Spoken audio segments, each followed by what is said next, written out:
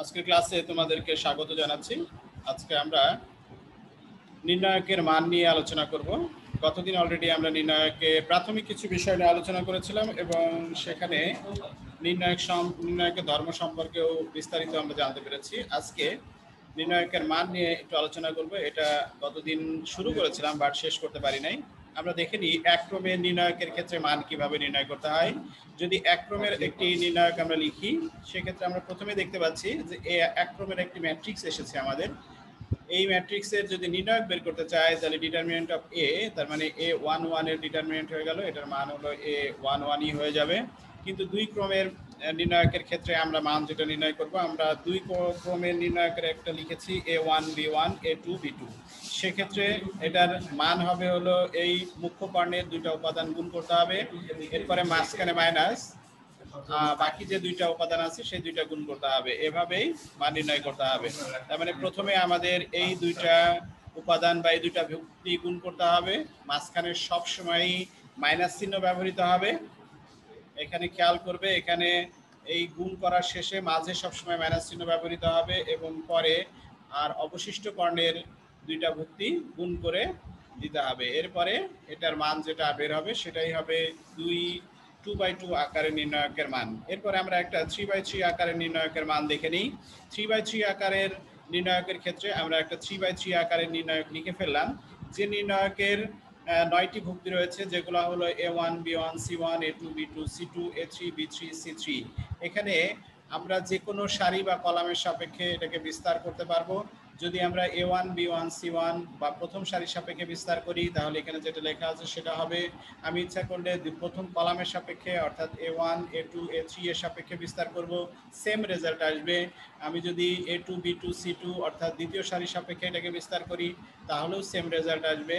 অর্থাৎ এখানে যে কোনো সারি কলামের সাপেক্ষে বিস্তার করলে এখানে যেটা এসেছে সেটাই আসবে বা ফলাফল সেম থাকবে, এখানে কোনো পরিবর্তন হবে না।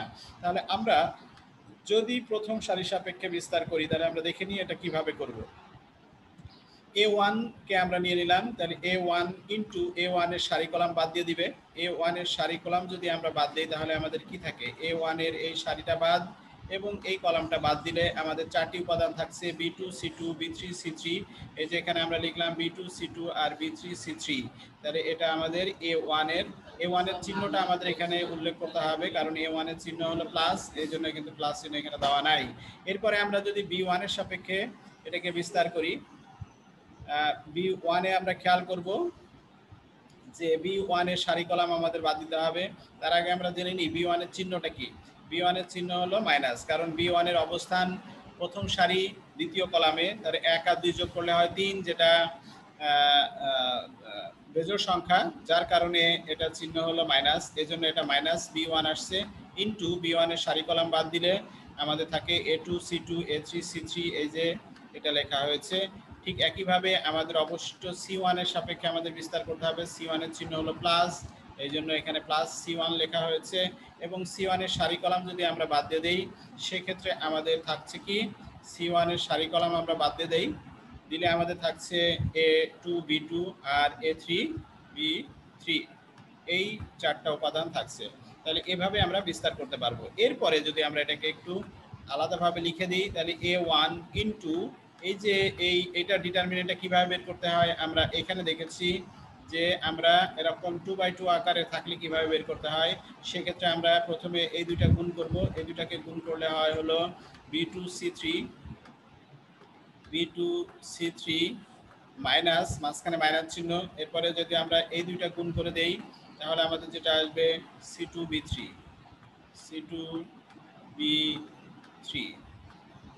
এরপরে মাইনাস B1 দিয়ে আমরা একইভাবে যদি গুণটা করি, সেক্ষেত্রে পেয়ে যাব A2C3 মাইনাস C2A3। একইভাবে যদি আমরা C1 কে রেখে যদি এটাকে আমরা গুণ করি, তাহলে এই দুটা প্রথমে গুণ করব, A2B3, মাঝখানে আসবে একটা মাইনাস B2A3। এখন যদি আমাদের A1 B1 C1 A2 B2 C2 এগুলোর মান জানা থাকে, তাহলে এটা ক্যালকুলেশন করলে আমাদের কাঙ্ক্ষিত ফলাফল যেটা সংখ্যায় পেয়ে যাব। এভাবে আমরা যে কোনো সারি কলামের সাপেক্ষে বিস্তার করতে পারি। এখন আমরা একটা অঙ্ক করলেই এটা সহজ হয়ে যাবে। এখানে আরেকটা পদ্ধতিতে এটাকে বিস্তার করা যায়, সেটা হলো যে আমার মনে করো যে নির্ণায়কটা আছে সেটা এটা A1 A2 A3 B1 B2 B3 C1 C2 C3। তাহলে এখানে এই নির্ণায়কটা আছে, এটা মান আমরা নির্ণয় করতে চাই। সেক্ষেত্রে আমরা প্রথম দুইটা কলাম আবার রিপিট করব, A1 A2 A3 B1 B2 B3। এরপরে আমরা যেটা করব, প্রথমে এই কর্ণটা গুণ করব, তার মানে A1 B2 C3, এরপরে যোগ এটা হবে B1 C2 A3 যোগ C1 A2 B3। তাহলে এই তিনটা আমরা যোগ করে দিব, গুণ করে যোগ করব। এরপরে আবার এই তিনটা গুণ করব, A3 B2 C1, এরপরে তিনটা গুণ করলে B3 C2 A1, এবং এই তিনটা যদি গুণ করি C3 A2 B1। তার মানে এই তিনটাও গুণ করে যোগ করব এবং মাঝখানে একটা মাইনাস চিহ্ন ব্যবহার করব। এটা করলেও আমাদের ওই নির্ণায়কের মান কিন্তু সেমই আসবে। তাহলে আমরা খেয়াল করি, প্রথমে এই কলাম এই কর্ণটা এই তিনটা কর্ণ গুণ করে যোগ করে দিলাম, মাঝখানে মাইনাস, এরপরে লাল যেগুলো চিহ্নিত করা হয়েছে এই কর্ণ এবং এই কর্ণ তিনটা গুণ করে যোগ করে দিলাম, এবং দুইটা বিয়োগ করে দিলেও রেজাল্ট চলে আসবে। এভাবে আমরা নির্ণায়কের মান নির্ণয় করতে পারি। যে কোনো একটা পদ্ধতিতে যেটা তোমার বেশি ভালো লাগে সেই পদ্ধতিতেই তুমি এটা নির্ণয় করবে। তাহলে আমরা এখন সরাসরি একটা অঙ্ক দেখি, তাহলে আমাদের হয়তো বুঝতে সুবিধা হবে। তবে অঙ্ক করার আগে কয়েকটা কথা বলে রাখি, যে নির্ণয় করতে গেলে আমাদের বেশ কয়েকটা জিনিস মাথায় রাখতে হবে, তাহলে অঙ্কগুলো করতে অনেকটা ইজি হবে। সেক্ষেত্রে আমরা খেয়াল করব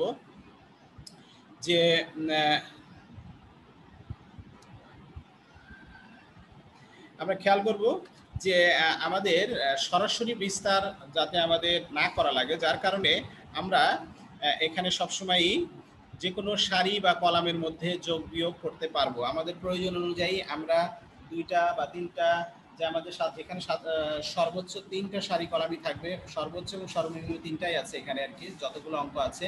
তো সেই ক্ষেত্রে আমরা দুইটা বা তিনটা সারি কলামের ভিতরে আমাদের ইচ্ছা মতো যোগ বিয়োগ করতে পারবো, এটা একটা বিষয়। আর দ্বিতীয় বিষয় হলো যে আমরা চেষ্টা করব যত বেশি শূন্য আনতে পারবো কোনো একটা নির্ণয়কে, কাজটা আমার ততই সহজ হয়ে যাবে।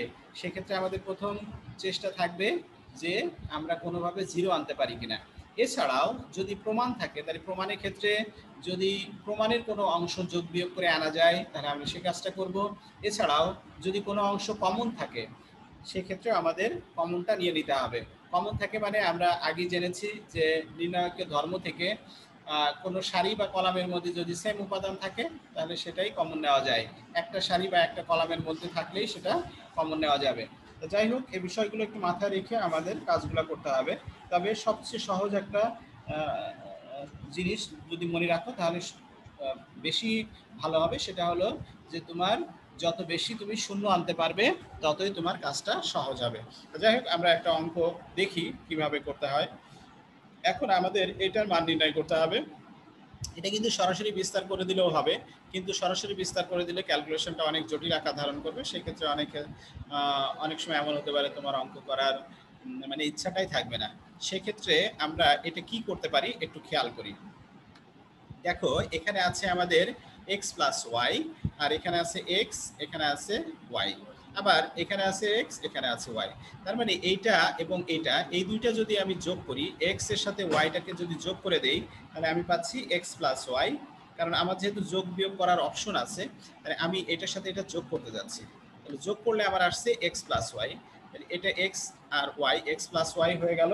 এবার যদি আমি এটা থেকে বিয়োগ করি, তাহলে এক্স প্লাস ওয়াই থেকে যদি এক্স প্লাস ওয়াই বিয়োগ করে দিই তাহলে আমার জিরো হয়ে যায়। তাহলে আমি কিন্তু এই কাজটাই করব। এখন খেয়াল করবে যে আমি বলছি কি যে এইটা আর এইটা যোগ করব। এখন এইটা বলতে কি, এটা বলতে তোমাকে এটার পুরো অংশটাকে চিহ্নিত করতে হবে। এই অংশটা তোমাকে চিহ্নিত করতে হবে, এটার একটা নাম আছে, এটার নামটা কি? এটা হলো C2। আবার এইটা যে বলছি এইটারও একটা নাম আছে, এটার নাম কি? এটার নাম হলো C3। আর আমরা কি করতে যাচ্ছি, এটার সাথে বিয়োগ করতে যাচ্ছি, তার মানে এটারও একটা নাম আছে, এটার নাম হলো C1। তার মানে আমরা যে কাজটা করতে যাচ্ছি সেটা হলো এই C1 আর C2 যোগ করে C1 থেকে বিয়োগ করতে যাচ্ছি। আমরা সেই কাজটাই করি।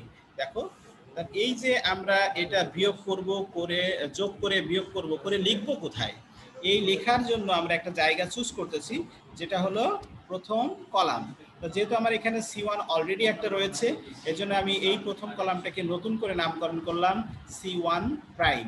তার মানে C1 প্রাইমে, অর্থাৎ নতুন যে আমার প্রথম কলামটা হবে, সেই কলামে আমরা লিখব C1 minus C2 plus C3। আমরা দেখি এটা কিভাবে লিখবো। দেখো আমরা এখানে চেষ্টা করেছি সেটা লেখার, যে আমার C1, এখানে C1 এর সদস্য হলো এই তিনটা। তার মানে প্রথম সদস্য থেকে এখান থেকে আমার এটা মাইনাস এটার এটা যোগ করে বিয়োগ করতে হবে। এই জন্য এখানে কিন্তু একটা ব্র্যাকেট ব্যবহার করা হয়েছে, ইচ্ছা করলে এখানেও একটা ব্র্যাকেট ব্যবহার করতে পারো। এরপরে পরেরটাতে আসতেছে আমার এক্স মাইনাস এই যে x plus Z plus Z. এই কাজটা কিন্তু আমার করতে হবে, কারণ আমার প্রথম কলামে কিন্তু তিনটা উপাদান রয়েছে, দ্বিতীয় কলামে তিনটা, তৃতীয় কলামে তিনটা। তার মানে তিনটা উপাদানের মধ্যেই কিন্তু আমার কাজগুলা করতে হবে। ঠিক একইভাবে এখান থেকে মাইনাস হয়ে যাবে কি এই দুইটার যোগফল জেড প্লাস ওয়াই, এটাই কিন্তু z plus y plus z. তাহলে আমরা সেই কাজটাই কিন্তু করেছি।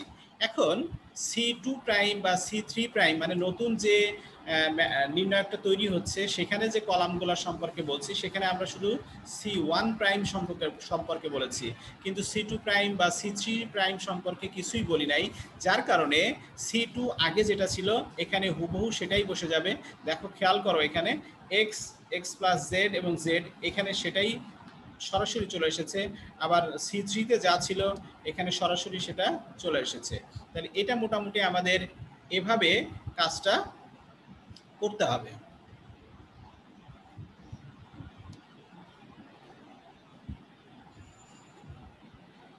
এখন আমরা দেখে নিই যে আসলে আমরা বিষয়টা বুঝতে পারছি কিনা।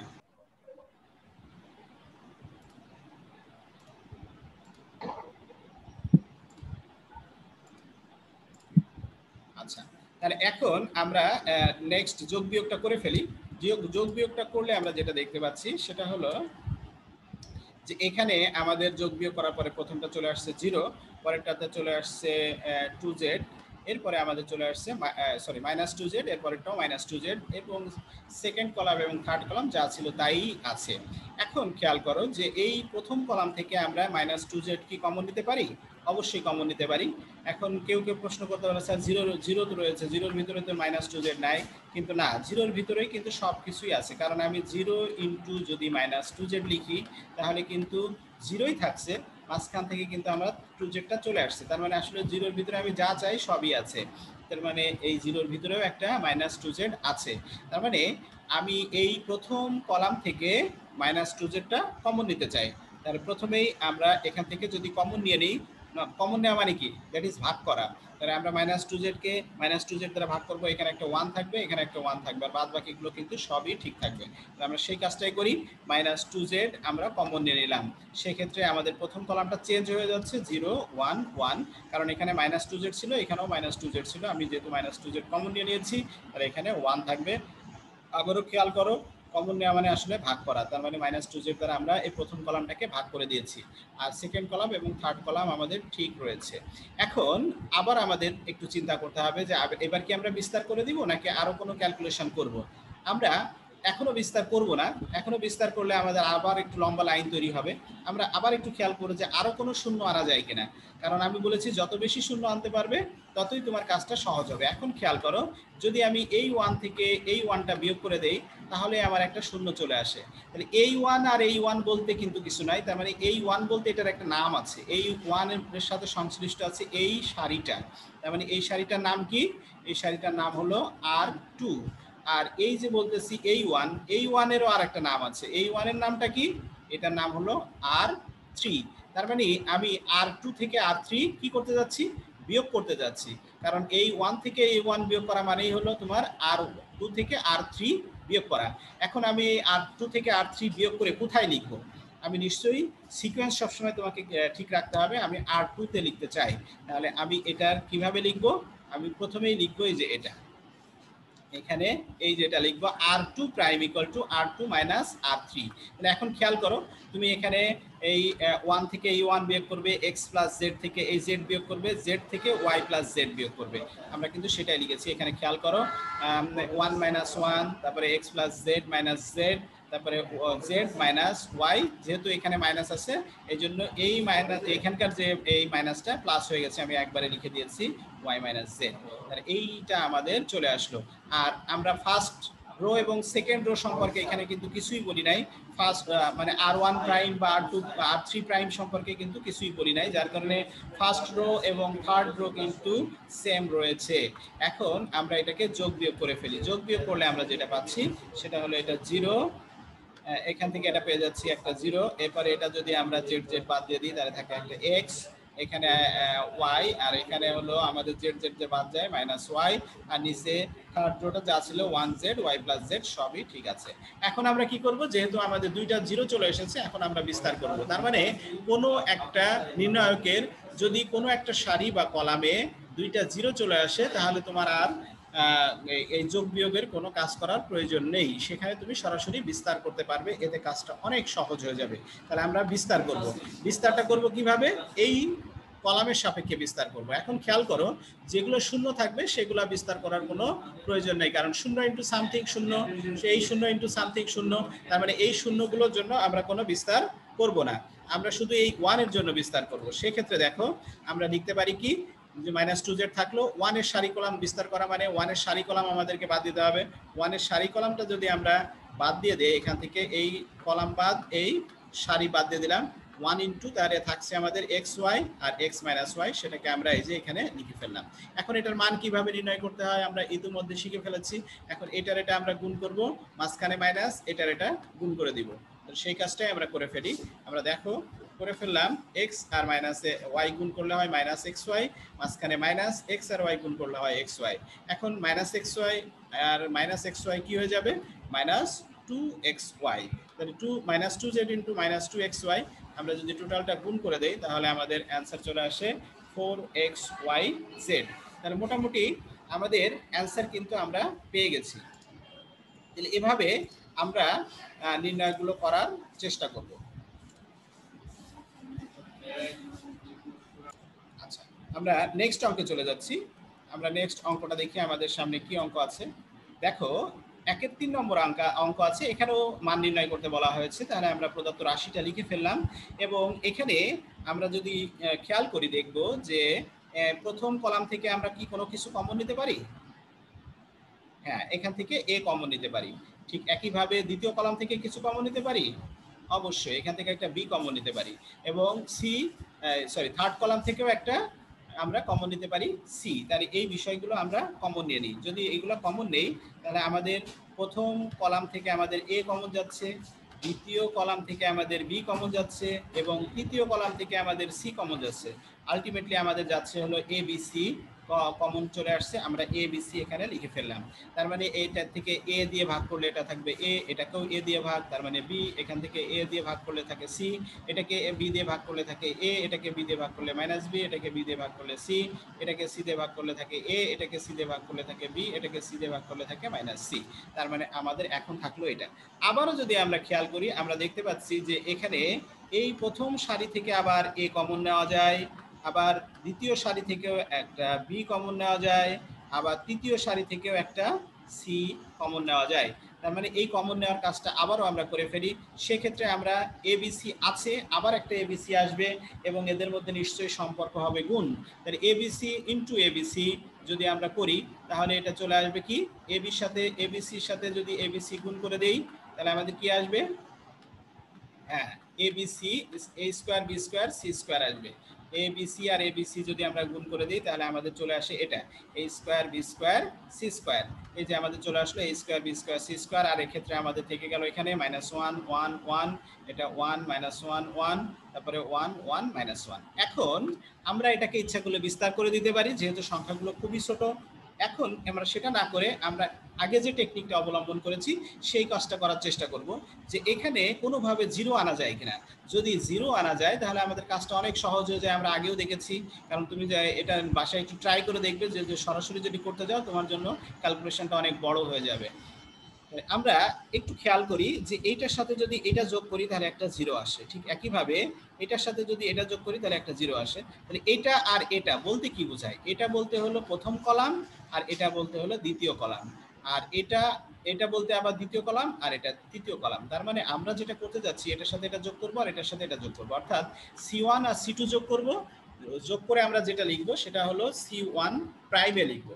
আমি একটু কথাটা এখানে লিখে দিই, যে আমরা যে কাজটা করতে যাচ্ছি, যে C1 প্রাইম করতে যাচ্ছি হলো C1 plus C2, C1 plus C2, আর C2 প্রাইমকে আমরা করতে যাচ্ছি হলো C2 প্রাইম হলো C2 plus C3, C2 plus C3। আমরা এই কাজটা করতে যাচ্ছি, আর আমাদের C3 প্রাইম আমরা কিছু বলছি না, তার মানে এখানে C3 তে যা আছে তাই থাকবে। তাহলে দেখো এটা যদি আমরা এটা করি তাহলে আমাদের কি আসে, আমাদের দেখো এটা প্লাস হবে, এখানে মাইনাস চলে আসছে, এগুলো হলো প্লাস হবে আর কি। হ্যাঁ, তাহলে এটা আমরা এটা করার পরে দেখো আমাদের এটা চলে আসলো -1 + 1 1 - 1 1 + 1 পাশাপাশি আমরা লিখে ফেললাম। আর C3 প্রাইম যেহেতু কিছু বলি নাই, তার মানে C3 তে যা ছিল হুবহু তাই বসে গেল।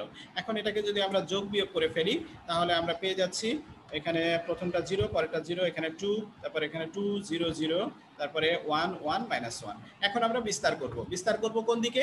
অবশ্যই এই কলামে করব, কারণ এখানে আমার দুইটা 0 যেহেতু রয়ে গেছে, তার মানে এই দিকে আমরা বিস্তারটা করব।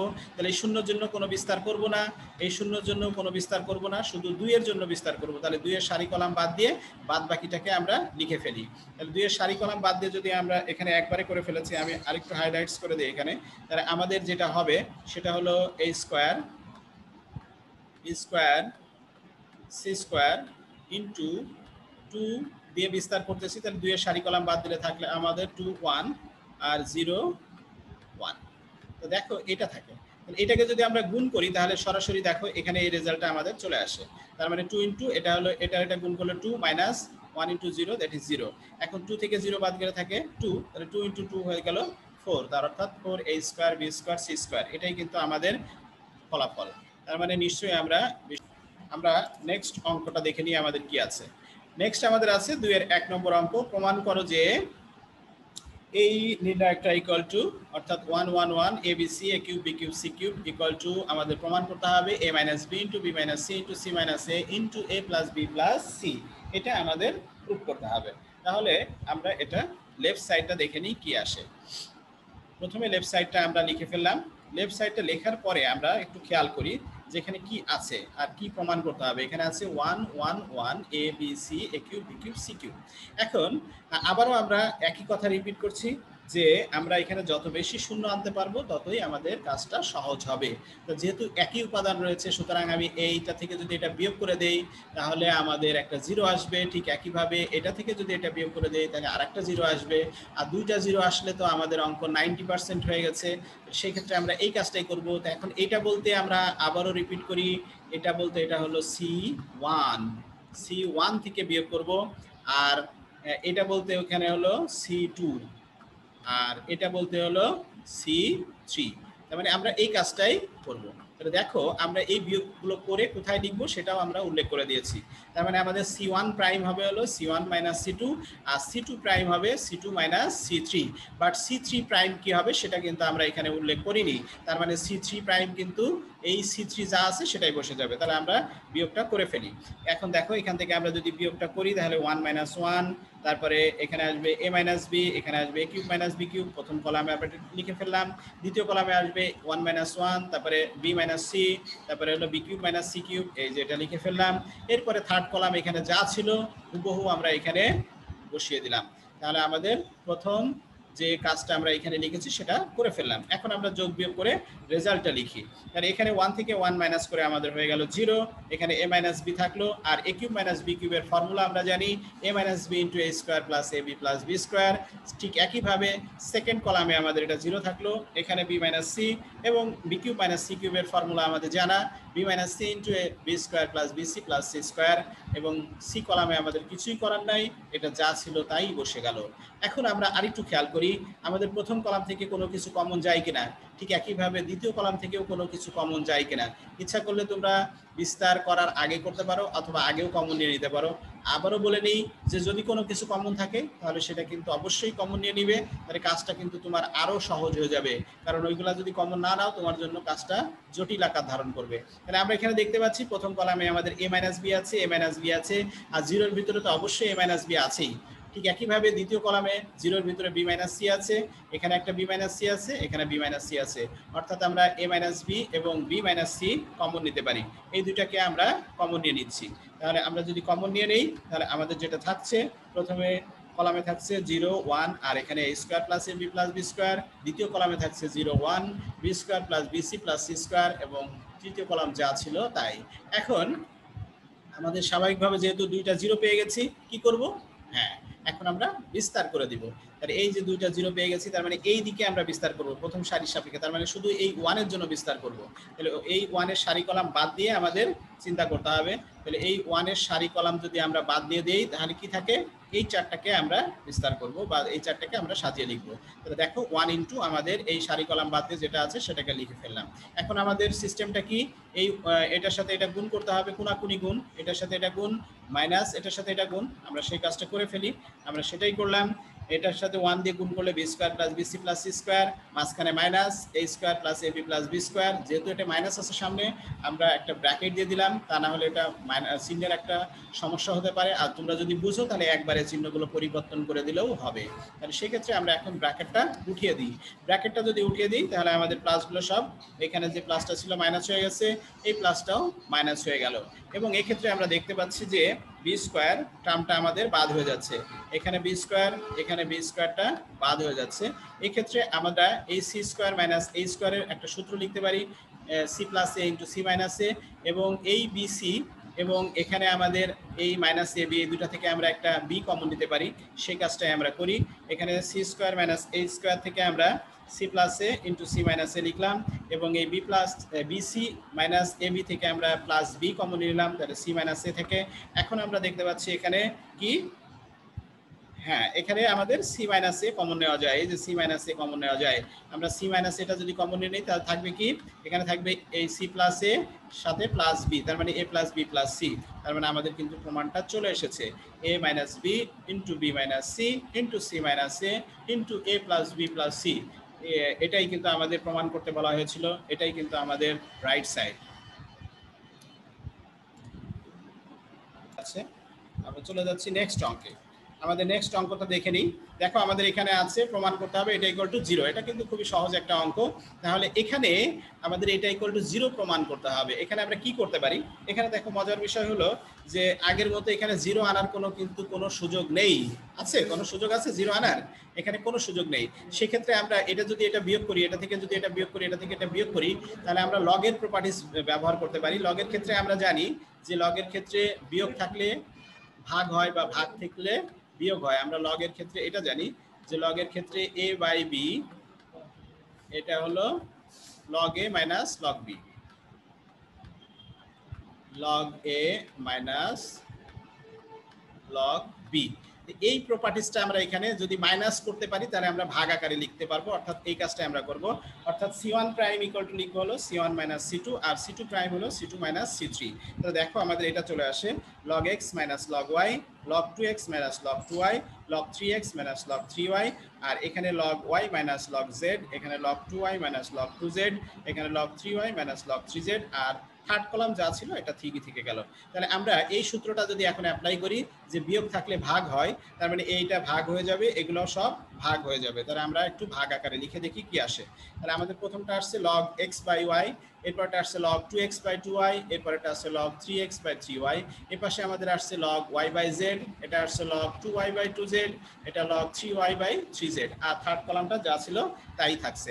এখন আমরা এই 2 2 বাদ দিতে পারি, এখানে 2 2 বাদ হয়ে যাচ্ছে, 3 3 বাদ হয়ে যাচ্ছে, এই 2 বাদ হয়ে যাচ্ছে, এই 3 আর এই 3 কাটাকাটি হয়ে যাচ্ছে, এই 2 কাটাকাটি হয়ে যাচ্ছে, এই 3 কাটাকাটি হয়ে যাচ্ছে। তার মানে আমাদের থাকছে হলো এটা log x by y, log x by y, log x by y, এটা log y by z, log y by z, log y by z। তাহলে স্বাভাবিকভাবে আমরা ফার্স্ট কলাম থেকে log x বাই y এবং সেকেন্ড কলাম থেকে log y by z common নিতে পারি। আমরা এটাই কমন নিয়ে নিলাম। তাহলে log x বাই y আর y বাই z যদি আমরা কমন নিয়ে নিই, আমাদের এটা থাকছে প্রথম কলামে 1, দ্বিতীয় কলামের সবগুলো উপাদান 1। তাহলে এখন দেখো যে এই যে আমরা নির্ণয়কটা পেয়েছি, এটা C1 এবং C2 একই উপাদান বিশিষ্ট। আমরা শিখেছিলাম যে যদি কোনো নির্ণয়কে দুইটা সারি বা কলাম একই হয়, তাহলে সেই নির্ণয়কের মান 0 হয়ে যায়। তার মানে এই দুইটা যেহেতু সেম, তার মানে এই নির্ণয়কের মান কত? এটার মান কিন্তু এখন আমাদের 0। তার মানে আমরা এখন লিখতে পারি log x বাই y ইন্টু log y বাই z, আর এটার মান হয়ে গেছে 0 ইন্টু 0। তাহলে এটাকে যদি আমরা গুণ করে দিই, অ্যান্সার চলে আসে 0। তাহলে আমাদের কিন্তু এটাই প্রমাণ করতে বলা হয়েছিল যে এটা দেখাতে হবে 0। তার মানে এটাই আমাদের হলো রাইট সাইড। আমাদের নিশ্চয়ই প্রমাণটা হয়ে গেছে এবং তোমরা এটা নিশ্চয়ই বুঝতে পেরেছো যে আমরা হোমওয়ার্কগুলা কিভাবে করব সেটা এক নজর দেখে নিই। একক কাজ এটা দরকার নাই, মূল্যায়ন এটা গতদিন আলোচনা করেছিলাম। একেবারে বাড়ির কাজে চলে আসছি। তোমাদের 2 এর 9 নম্বর অঙ্কটা তোমরা হোমওয়ার্ক করবে, 2 এর 10 নম্বর অঙ্কটা করবে এবং 3 এর 3 নম্বর অঙ্কটা করবে। যে রকমের অঙ্ক আজকে করেছি সেই ধরনের অঙ্কই এখানে হোমওয়ার্ক দেওয়া হয়েছে। যেমন এটা থেকে এটা বিয়োগ করলে একটা 0 আসবে, এটা থেকে এটা বিয়োগ করলে একটা 0 আসবে, এবং এভাবে তুমি এই হোমওয়ার্কটা করতে পারবে। আবার 10 নম্বরে এখানে প্রথম সারি থেকে এ কমন নেওয়া যাবে, এরপরে বিয়োগ করলে 0 চলে আসবে, সেক্ষেত্রে এটাও কিন্তু খুব সহজেই করতে পারবে। 3 নম্বরে যেটা আছে এটাও কিন্তু তুমি এই প্রথম কলাম থেকে এ, দ্বিতীয় কলাম থেকে বি, তৃতীয় কলাম থেকে সি কমন নিয়ে নিবে। তারপরে যে দেখবে যে এখানে 1 1 আসার কারণে দুইটা বিয়োগ করলে 2টা 0 চলে আসবে, এবং খুব সহজেই এই 3টা অঙ্ক তোমরা করতে পারবে আশা করা যায়। এবং সেটাই তোমরা করবে। আশা করি যে অঙ্কগুলো করে তোমরা আমাকে দেখাবে, সাবমিট করবে। আর আজকে মোটামুটি আমাদের এতটুকুই আলোচনা ছিল। সবাইকে আবারও ধন্যবাদ জানিয়ে